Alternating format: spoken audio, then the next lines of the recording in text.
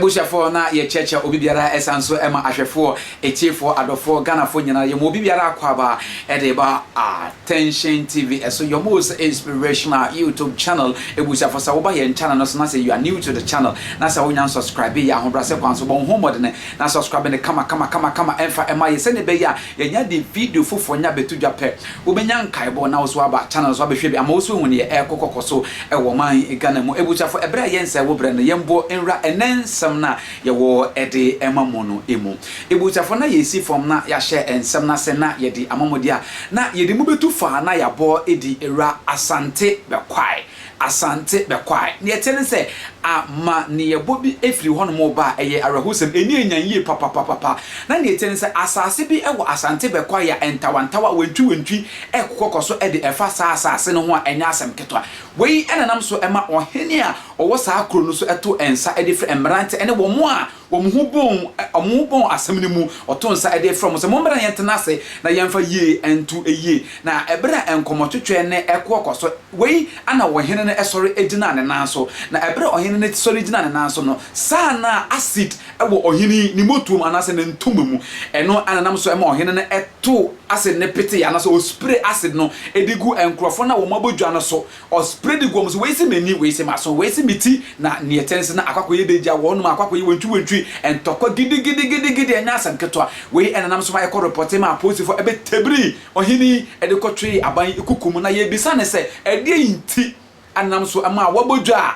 ye twetwe nkoma wudi acid egu enkrofo isu wei ene nsema ekopiem ewa asante bakwa ye nkonji asemi enkyire mu na yemra die nti na waso ohene etimi di sa bonefo sam sei menua ba ma opon checheku otafrija en wode ohene no a wahye acid ediagu ne nkrofo bi so eye nipa baako en wode gu ne so ana nipa bebre yo na ko yema etiefo a etie kesen fm egei enyina aha na yema omukwa na odikuro ya ye kanasem egei eye na odu samamwa ono na ye odikuro ya ono ohwe achiase ye no ban aria kwanta ye wa sante be kwa municipality na asemu esi ye na chese manfo do no aso se ohe popro ya etisei na nka abepro manfo ti achiase no tintintin atu akase na tasem dia tro manfo no ekoba no sei na acid na ohwedi agu onso na odikuro si dewuro so da wona ne manfo ewo nhyamdie ya mo betu ya dengene ekuro no kuro no nhyamdie anase hello mane komete wonka okay na ebra nhyamdie no ekofo no that is ensemble eno mo kae ewo nhyamdie no emu na asamu a ekwotre Ghana na ema acid ebe mu enyina ye ensase bi ho na ensase no omo ne yenuan mo mo adenkeja ena afi asanso ena eboshe na ajemu na so na ye friends na odu samamwa ede na tu ko ba ko nyina ne mese wo mo nsaase om dide so ewa atiase ene asanso no adankenya man hene ede nkra ama no se won kan tu om nyina se obi a odidi sa asanso nso bia no won fiso ma odidi sa asanso no so ediu na na hwehwe amanfo do no aso kakra se sa asemu anana no eka no tiase so da enim because omo adikai aka ho asem dada ama entase anya adwuma na odiko esas beka asase na cheza trigger manfo kakra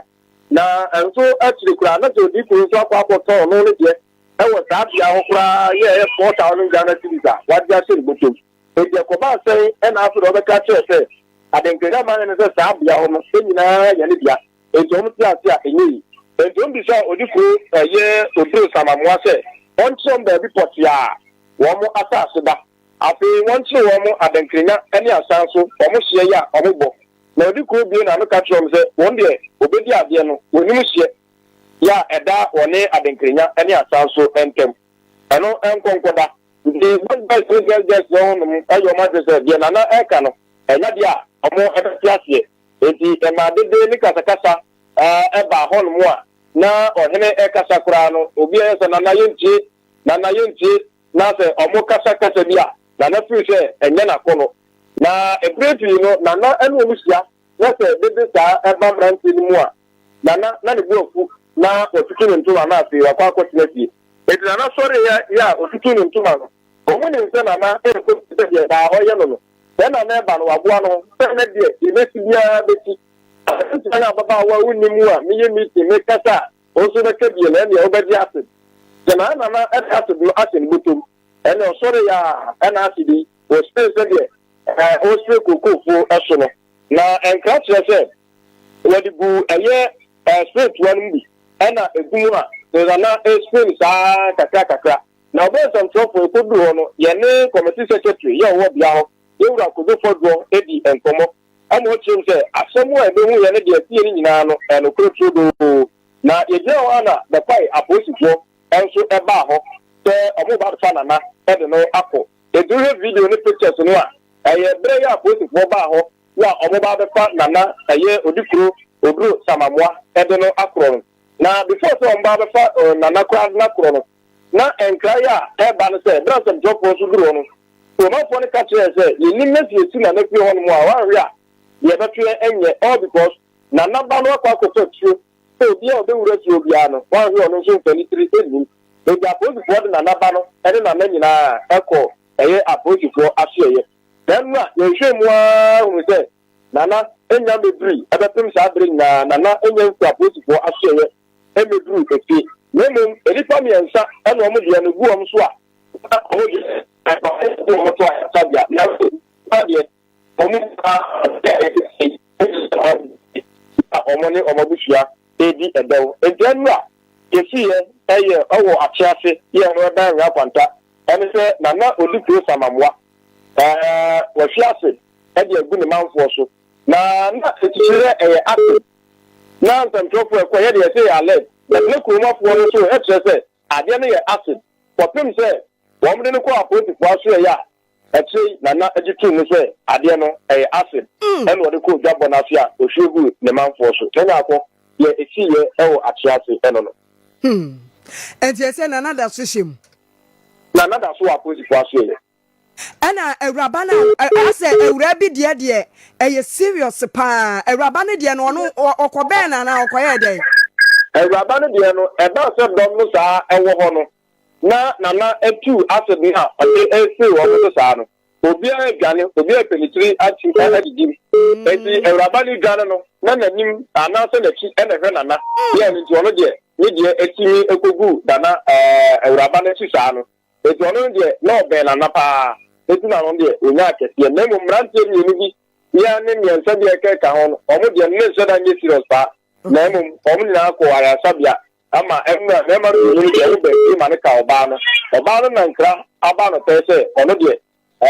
na me adi no wo fi enti ono so aba bi fi ewe ya ene wo ka se ye ya mami ono so aba bi fi mo ani amane bopa a wodi amayen mini abema opon checheku otafrija won komo fm yentie rabana accident no egu ne ho sade na osisu ebusa for sa pepepe ana ete ha amede ensemi nyina ebesi ede amomia mede ensemi bra medin ara LJ Cup 90 makram